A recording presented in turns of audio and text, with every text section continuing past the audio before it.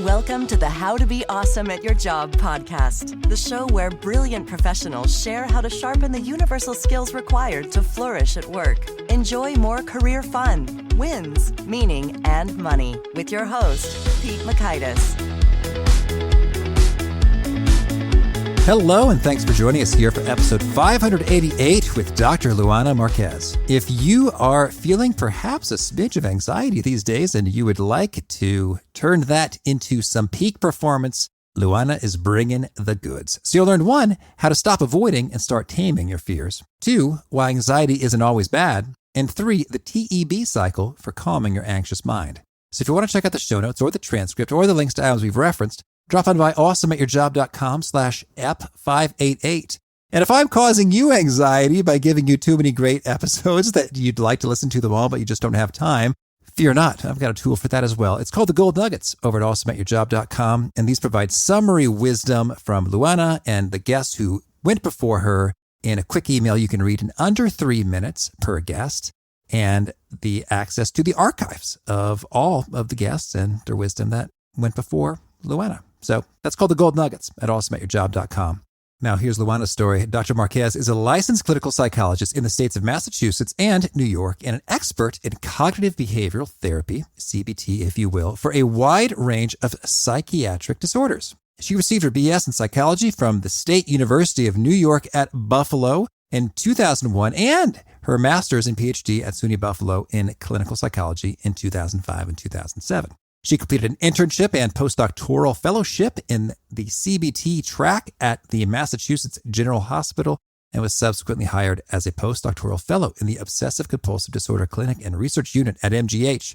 Currently, Dr. Marques is the senior clinical psychologist at the MGH Center for Anxiety and Traumatic Stress Disorders program, as well as an associate professor of psychiatry at Harvard Medical School. Big thanks to Luana for sharing her wisdom with us, and big thanks to our sponsors. Check them out.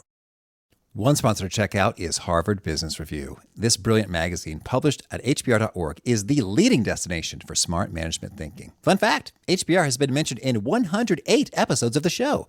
That's because HBR has great stuff that comes up often. They've got explainer videos, podcasts, real-world case studies, and much more.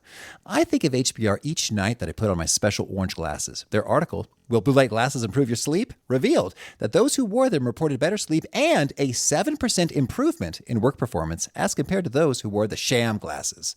So I cite HBR anytime anyone tells me that I look silly wearing them. Now, much of HBR's content is available for free when you sign up at their site. Subscriptions that get you unlimited content cost $10 a month. If you visit hbr.org/subscriptions and enter the promo code AWESOME, you can save 10% off of that subscription. Again, to save 10% off of your HBR subscription, go to www.hbr.org/subscriptions and enter the promo code AWESOME. And big thanks to our sponsor, Acorns. Acorns makes it easy to start automatically saving and investing for your future. You don't need a lot of money or expertise to invest with Acorns. In fact, you can get started with just your spare change. Acorns recommends an expert-built portfolio that fits you and your money goals, then automatically invests your money for you. NerdWallet.com, whom I love on these sorts of matters, gives Acorns a whopping 4.7 stars and says, quote, if you want to make the most of your spare change, there's no better place to do that than Acorns. Head to acorns.com/awesome or download the Acorns app to start saving and investing for your future today. And we got a legal disclaimer here. It may not be representative of all clients. Tier 1 compensation provided. Compensation provides an incentive to positively promote Acorns. View important disclosures at acorns.com/awesome. Investing involves risk, including the loss of principal. Please consider your objectives, risk tolerance, and Acorns' fees before investing. Acorns Advisors LLC, Acorns, is an SEC-registered investment advisor. Brokerage services are provided to clients of Acorns by Acorns Securities LLC, member FINRA/SIPC. For more information, visit acorns.com. Now, here's Luana. Luana, thanks so much for joining us here on the How to Be Awesome at Your Job podcast. Thanks for having me, Pete. I'm highly interested in digging into your expertise when it comes to anxiety and fear and coping and resilience and all that good stuff. But I want to understand first, I understand that you had a fear of heights at one point. Past tense I'm using. What's the story and how did you overcome this? You're absolutely right. I learned it the hard way. I was actually hiking Yosemite National Park. And when I got to the end of Half Dome, I realized that there were cables there. And I had the fear of that I was going to fall down. My heart was pounding, a classic fight or flight response. I was already in graduate school, thankfully. And so I took matters on my own hand to make sure I'd overcome that fear. So it is past tense. I go skydiving as often as I can. Oh, that's exciting. I've been skydiving once, twice, at least once. And it is a thrill. So, well, how'd you do it? What were the key steps for you personally? So the key step of anything when it comes to a fight or flight response is really approach and not avoid. But it's not just to approach completely. It's what I call comfortably uncomfortable. So the idea is to create your hierarchy, your approach ladder, and to start small. What you're trying to do is to teach your limbic system, the emotional part of your brain, how to cool off a little bit. And so and the limbic system is wired really for fight or flight. And so what you want to do here is approach, stay with the fear situation again and again until the anxiety comes down. So I started with ladders, then I went up on stairs and roofs, and then I went to Disney, did 16 roller coasters in one day. Don't recommend it. Skydiving is a lot more fun. Oh, that is so good. And well, now I'm thinking I've just been playing with my Oculus Quest headset a little bit when I can't get out in the real world.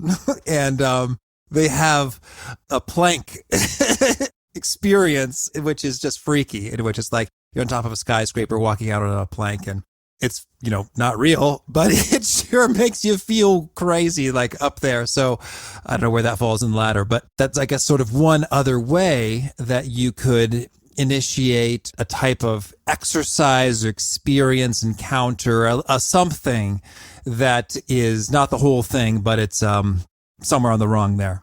Absolutely. So the virtual reality world has taken over, and really there's virtual reality treatments for post-traumatic stress disorder. So whatever you can do to play with the brain a little bit. And really what we're trying to teach is it's a false alarm, right? And this example of the plank is great because you're still sitting in your house, but I bet you get your heart pounding a little bit. Yeah, really, the first time I did it, I was actually, my brother came into town and we went, this was maybe a year or two ago, we went to like this VR lounge place, and I sort of embarrassed all of us because I went, oh! I made quite the scene. And people outside look at a dude with a headset on, like, what's his problem? No, it makes sense. And I really like that you're sharing it, Pete, because, often we can't understand when somebody's really anxious what the experience is like. And at the core of it is this fight or flight response. Mm-hmm. Beautiful. Well, I guess we kind of jumped right into a little bit of the how and some steps. So maybe let's back it up a little bit. When we talk about anxiety, could you give us a definition?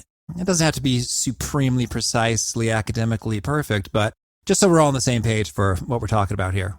Absolutely. So when we're talking about anxiety, often we're talking about a couple of things. First is the physiology that comes with this fight or flight response. And so from a mild sort of just heart pounding a little bit to a full on, sweaty palms, tension, feeling ready to run from threat. So one component of anxiety is really the physical component of anxiety. The other component of anxiety is where it falls more into sort of the anxious thoughts. It becomes worry. What if this happened? What if that happened? And so I tend to think about anxiety through the Yates-Dobson law, really thinking about how low levels of anxiety also to low levels of performance. At moderate arousal, we have this peak performance, mid arousal, peak performance. And then when we get to too much arousal, too much anxiety, then our brain shuts down a little bit and becomes really hard to focus. Mm-hmm. I totally buy that in my own experience in terms of, I'm thinking about, what was the model you mentioned? What was the name? So it's called the Yerkes-Dobson law. Yerkes-Dobson law. I guess I'm thinking about Cheek Sent Me High and Flow with regard to if it's too little, we're bored. Too much, we're freaked out, overwhelmed, and moderate, it's like, ooh, an interesting challenge, and we're in the groove and flow. And I experienced that as well in terms of just thinking about career moments, like, ooh, this is a big opportunity. I'm a little nervous and excited about it, and then I'm stretched, as opposed to this is wildly overwhelming and I'm freaked out, or I'm really bored by what's going on here. So I would like to hear, in terms of the research and discoveries, what for you has been the most fascinating, surprising, enlightening discovery you've made about anxiety and how us humans work during your long career of psychologist and researcher and real-time adventures. So early on in my career, a lot of the studies I worked on were questions like, not does therapy work, but how does it work better than medication? And therapy, the ones I've studied, is really fall under cognitive behavioral therapy. So what you're saying to yourself, what's that making you feel, your emotions, and what is your behavior, the actions you're taking. And early on, what we knew is that CBT is not only effective, but can help you rewire your brain. Right? Pre and post studies. So 12 weeks of therapy, pre and post functional MRI, you see change in the brain domain that you'd want to see. You decrease limbic response, increase frontal cortex of thinking brain. So early, what was exciting is to know that, before we even talk about neuroplasticity, that we could actually change our brain with therapy is really cool to me. And then now that we knew it works, what gets me the most excited these days is how do we get out of the ivory tower and to the streets? How do we actually think about this as brain health? And so that you need to exercise your brain with those skills. And how can we get it to everyone? And that's really what our research lab focuses on mostly these days. Mm-hmm. Well, let us know. What are some best practices if more people want to taste some of those benefits without, to the extent possible, doing a full-blown, 12 weeks of therapy? What can we do? So there are a couple ways you can do it. One, on July 12, we're going to be releasing a course called Mental Health for All. And it is a very simple dosage of the skills that I'm talking about. There's 4 modules, and it's going to be available for free for anybody in the world. So if you think about building resilience, you're going to be able to learn how to slow down your brain, separating thoughts, emotions, and behaviors. You're going to be able to learn how to charge up. So the role of eating, sleeping, and exercise for your physical and mental health will teach people how to approach their fears and to also change some of their thinking. And you can find more about the course on my website, drluana.com. You can also practice the skills like mindfulness and meditation. Those are definitely some things that are out there, easily accessible, and shown to rewire your brain. Mm-hmm. Excellent. Well, boy, I'd love to talk about all those things. I'll just have to take the course. Let's talk about changing thinking, shall we? We talked a little bit about going up the steps, and we've talked with a few guests about charging up and self-care and energy stuff. So how do you recommend we go about changing our thinking? First step of changing our thinking is to remind ourselves that thoughts are not facts. And that's really important. Once we get stuck on patterns of thinking, we forget that those are habits. Right? So you show up at work and somebody gives you a look and you might say to yourself, that person's mad at me. You jump to a conclusion here. Mm-hmm. And that thought immediately probably makes you feel a little anxious and you might avoid that person. So the first thing is just sort of like, listen, what am I saying to myself? What is exactly that thought? And then a very simplistic way to change your thought is to say, okay, what's the evidence that I have to support that thought? And what is the evidence I have against that thought? So in the example here, you may say, okay, maybe that person is mad at me, but I don't have evidence. Maybe they are preoccupied. Maybe they're tired. Maybe they were thinking about something else, right? And so you really want to put the evidence for and against in a balance, like in a scale, and be able to say, okay, based on this evidence, do I actually have data that can prove that thought right? And if you can't, then we need to really arrive at a more balanced thought. Mm-hmm. And the trick here, Pete, is really balanced. Often when we talk about exploring thoughts, people are like, well, is it a happy thought? Is it a sad thought? Is it a good thought? It really is not. It's balanced. Sometimes there are thoughts that are realistic. I can't say to a patient who had an experience of racism that wasn't real, right? But if you focus only on that experience, then you're going to continue to feel upset. So would some fair synonyms for balance in this context be sort of like accurate, truthful? I get the sense that when you say balanced, you mean that it is reflective of full reality, more or less. Is that what you mean by balanced? Exactly, Pete. That's what I mean by balanced, is by really looking at the whole picture and understanding sort of all of the facts in front of you and almost summarizing them in such a way that you can say, I'm saying this to myself for a long time. I have a habit of saying this, but this may not be an actual fact. It could not be held in a court of law as a fact. Okay, sure thing. Well, I'd love it if you could maybe give us an example here. And let's talk a little bit, shall we, about coronavirus, shall we? A source of much anxiety these days. Let's say someone has some thought patterns like, I can't do this, I can't do that, I must do this, I must do that. I'm freaked out that I could, catch it and have a horrible time, lose my sense of smell or taste forever. And they're just all kinds of anxious and freaked out. How would we go about moving to balance? The first thing I would do is slow it down. So let's imagine that was you for a second, that you're the person saying those things to yourself. So the first thing I'd want to know is, what is the situation that triggered those thoughts? Where were you? I'd like to see exactly what you're doing when those thoughts came up. So I'm the person who's highly anxious. Let's say my wife suggested she wanted to go get an oil change. Mm-hmm. And I thought, we can't have that. Mm-hmm. There's all sorts of person interaction there. So your wife suggests, I can see great situation. So the first step is to actually anchor in a situation.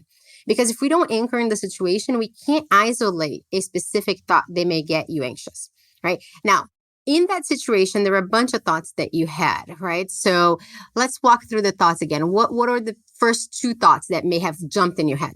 Sure. Well, now that we're anchored in the situation, I'd say, she might get it from a mechanic, and then she could be hospitalized and we'll be in a world of trouble with taking care of the kids and work and everything. So I'm going to stay with the first one. She may get it from a mechanic. Okay. Mm-hmm. When you say that to yourself, how do you feel? What's your emotions like? I want to say anxious, but it almost feels like cheating for this conversation. So we'll say afraid, concerned, worried. Mm-hmm. So afraid and concerned, which makes you get worried, right? And what do you want to do? What's the behavior? Say, no, you want to avoid it. Don't go. Yeah. Let's not do that. Let's not do that, right? And your wife then says, no, I really, really want it. What does that do to that fear that you're feeling? Well, I guess it makes it more. It's like I wanted to exert some control over it in this hypothetical situation, and now I apparently am failing. And so the first thing I'm illustrating for us before we even get to this balanced thought is that before we get there, we need to understand what we call our TAB cycle. T for thoughts, E for emotions, B for behaviors. TAB cycle. That's really separating thoughts, emotions, and behaviors, anchoring the situation. Once you do that, then you look at that thought. My wife might get it from a mechanic. Now let's ask questions out of that thought. What is the evidence? And evidence, I mean something that could be held in the court of law, that a judge says true, that your wife might get it. I don't know if it was Dr. Anthony Fauci or one of these health people said like, the best course of action is just to assume that everybody has it. Mm-hmm. So I agree. That may be the best course of action. But how does that help us prove that your wife will get it? Sure. Well, I guess one authority figure said, assume everyone has it, so you might. I guess I don't have the best stats here. I think some health expert estimated perhaps 10% of people in the U.S. have it right now. Okay. So your brain is saying your wife will get it, and the stats are saying 10% of the people are getting it. So perhaps the probability may be slightly lower than she'll get it. Is that fair? Sure. Yeah. It would be 10% or less. Or less. What would be the evidence against it, that she might not get it? That she might not get it. Well, I guess the 90% don't have it. I know. But see, the brain tricks us. The minute you say to yourself, she'll get it, then you're locked into this worst case scenario, right? Getting to a balanced thought is really looking, okay, there's 10% chance. There's perhaps 90% chance that she won't. And I bet we could work together through the steps of making her safe so that she could still engage with it in a safe way. Mm-hmm. Yes. Does that make sense? I agree. So a balanced thought may look like something like this. My wife is taking a chance, but we really need that oil change to be able to keep doing the things we need to do. So we'll make sure she's wearing a mask, that she's distanced, that we're going to disinfect the car after, and that will decrease the likelihood that she'll get it. Mm-hmm. That's more of a balanced thought versus she'll get it. Certainly. Okay. And so then a balanced thought, well, let's say it's as balanced as you can get. Why don't we say, based upon deep research in many epidemiological models, we can infer that there's approximately a 0.34% chance, give or take, that she will contract the coronavirus from an interaction with a mechanic. So that's very small. Mm-hmm. Now, that may be balanced, but it might still have all sorts of anxiety emotion wrapped up in it. Like, oh, that's a lot more than zero. And it could be real bad if she gets it. So where does that leave us? Well, it leaves us to face reality a little bit. And I think this is where it's hard to fully balance our thoughts when we're talking about more realistic thoughts, right? A thought of somebody's mad at me, for example, it's very distorted in black and white. When we're talking about a pandemic, there is the reality that some bad things are really happening. And so there's this piece of having to tolerate being comfortably uncomfortable. And then I think really trying to right size your willingness to take some chances, right? The best chance is to do nothing, to not get the oil change. I agree, right? But it's sort of hard to live that way. And so I think it's a sense of like, can I tolerate some uncertainty? And if you really can't, then in a pandemic, I'd say don't do it. Right. And then I guess it's balanced in that we can then really compare. It's like, okay, well, that is the risk that we would take. And then on the flip side, what is the consequence of not getting the oil change? And I guess there's a risk that the car will break if you don't attend to basic maintenance. You okay with that? Yeah, and it is a tough, it's a hypothetical scenario and we're joking around it, but it is a tough time. And the idea of exploring thoughts in a pandemic is to be able to at least making sure that you're not adding to your anxiety, right? If anxiety is biologically adaptive up to a point you get to that zone, what we don't want to do is be tipping over that zone to a really negative area by having thoughts that are distorted. So that's really where I think the juice is in exploring thoughts. Okay. Well, yeah, let's talk about that notion of not adding to it. I imagine there's all sorts of implied do's and don'ts for us right now, or any sort of stressful time of change and difficulty, whether it's economic or social or health. And we got all three at this moment in the U.S. So, yeah, I imagine, for example, reading news could make you feel more anxious. Definitely do's and don'ts. So what we don't want to do is anything that adds to this fight or flight response. So anything that activates your emotional brain, we don't need more of that. We have plenty of it, right? We have a real threat, coronavirus. On top of it, we have an economic crisis and lots of other difficulties. So we don't want to do anything that turns on. So what do we want to do? The opposite. We want to cool off your brain. How do we do that? By turning on your thinking brain, your prefrontal cortex. So the 5 skills that we often talk about. So the first one is anchor and unplug. And you handed it to me beautifully, which is, we know, for example, research shows us that during the marathon bombings here in Boston, that individuals that watched 6+ hours of the news related to the bombing at home had a heightened stress response than those that were actually there. So the news can actually induce stress. Wow. Actually there. Okay. Right? And so think about what that says, that just watching it, you're activating your thinking brain. So we really need to unplug as much as we can from the news, perhaps watch it twice a day. And then you need to anchor in your brain on something that's good. Mindfulness, meditation, talking to your family, doing things to slow down the brain.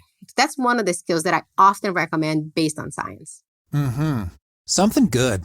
Because I'm thinking about John Krasinski with his Some Good News. Exactly. Nice work there, John. I've never met him. We're on a first name basis. But so can you have some more examples of maybe even, research-based, that sort of a big bang for the buck in terms of good stuff that do good things to us biochemically?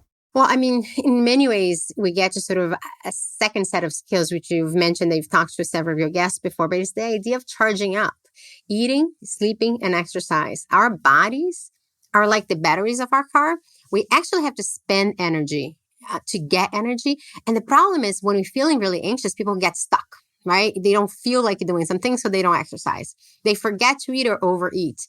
And we know that those 3 things not only help your physical body, it actually decreases depression, decrease anxiety, and increase well-being.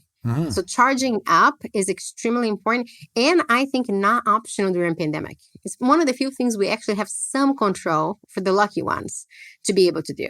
Okay. Well, so then let's go there for a bit. So charging up, exercise, good nutrition. Are there any particular high leverage areas here? Well, there's sleep. Can you tell us something that we might not know Because, well, I guess in some ways, that's the hard thing with great common sense wisdom. It's sort of like, oh, yeah, I should eat healthy and I should sleep and I should exercise. So I'd love it if you could put a little oomph to it in terms of, oh, this particular nutrient makes a world of a difference. Or, hey, this study showed that, boy, a little bit of sleep deprivation is actually devastatingly harmful. Well, sleep deprivation not only decreases your immune system, but also create memory deficits. So that for sure, we know it's a problem. But when it comes to sleep hygiene, broadly speaking, one of the things that most people completely violates in the sleep hygiene is that their bed should be used for sleep and sex. That's it. You should never watch TV in your bed. You should really make sure that when you transition to bed, you're really actually trying to slow down your brain. And that's one that most people don't do. Mm-hmm. All right. Thank you. Well, tell us anything else that you recommend we do or not do before we shift gears and hear about some of your favorite things. I guess I recommend that we really hyper-focus on the value of social support, of staying connected. It's the only buffer that we really know against mental illness. And so no matter what it is, even having this conversation, right? Staying connected in one way or another can really help us decrease the chances of developing emotional difficulties as a consequence of this pandemic. All right. Lovely. Well, now could you share with us a favorite quote, something you find inspiring? So my favorite quote would be, whenever you really want something, the whole universe conspires for you to have it, by Paulo Coelho, the alchemist. Mm-hmm. Thank you. And how about a favorite study or experiment or a piece of research? I go back to neuroplasticity, the fact that you can rewire your brain pre and post cognitive behavior therapy. It's incredible. Mm-hmm. And a favorite book? I go for The Alchemist, Searching Your Personal Legend. I know it's a fiction book, but it really helped me in my journey here to this country. Okay. And a favorite tool, something you use to be awesome at your job? Approach, not avoid. So the most important thing is to be comfortably uncomfortable all the time. I define myself as an over-approacher, so always ahead of it. Well, I want to dig into that. So you're saying you would approach perhaps even more than, what are we over-approaching? I think most people. So the thing is, anxiety is biologically adaptive up to a point, right? And then when it becomes too much, our brain starts to really stop working, as we talked about. I don't like the experience of anxiety, like nobody really does. And so whenever I wake up, if there's something I really don't want to do, it's the first thing I do, right? I over-approach and I try to get ahead so that I'm staying as close to the zone as possible. That's what I mean by over-approacher. Mm-hmm. Thank you. And that sounds related, but how about a favorite habit? That's pretty much it. Yeah, okay. Approach. Yeah, that's pretty much it. Comfortably uncomfortable. Okay. And is there a particular nugget you share that you're known for and people quote back to you frequently? Recently, it's really been this idea that's okay not to be okay, that we are all experiencing strong emotions in the pandemic, but that we can also be able to change what we're experiencing by using science-driven skills like we talked today. Mm-hmm. Okay. And if folks want to learn more or get in touch or take that course, where do you point them? To my website, drluana.com. You can sign up for the newsletter there, and we'll be releasing the course in mid-July. Okay, and that's drluana.com? Yes, you got it. Okay. And do you have a final challenge or call to action for folks looking to be awesome at their jobs? Yeah, I would encourage you to really work on approaching areas of discomfort, really this idea of being comfortably uncomfortable, and share with us. I'd love to hear more. All right. Well, Luana, it's been a treat. I wish you all the best in your approaches. Thank you. It's been delightful to be here, Pete. Thank you for having me. I was really struck by what Luana said with regard to once you get stuck in patterns of thinking, you forget that that's a habit, something that is within your control. It's just sort of like on autopilot and it goes. So it really pays to check in and say, hey, what's going on here? What am I thinking? What's happening? And is this serving me? Can we take a different approach here? So great stuff. Again, the show notes, the transcript, the links to items we've referenced are at awesomeatyourjob.com/ep588. If you haven't already, I hope you'll push subscribe. You'll catch our next guest. Steven Shapiro has some excellent perspectives on multiple lenses you can look at any issue through to generate a whole bunch of new perspective and creative ideas in a jiffy. Hope to catch you there. And peace. Thanks for listening. To get the most out of the show, we recommend 2 key things. First, check out the extra resources at awesomeatyourjob.com. You can find this episode's transcript and links, as well as the perfect episode for your situation. You can search the full-text transcripts of hundreds of episodes or explore episodes tagged by topic and competency covered. Second, subscribe to the podcast and get future episodes automatically. You can subscribe by telling Siri and several other smartphones and speakers, subscribe to the How to Be Awesome at Your Job podcast, or by tapping subscribe in your podcast player of choice. If you'd like some extra help figuring out podcasts and how subscriptions work, visit awesomeatyourjob.com/subscribe for guidance. Hope to catch you on the next episode of How to Be Awesome at Your Job.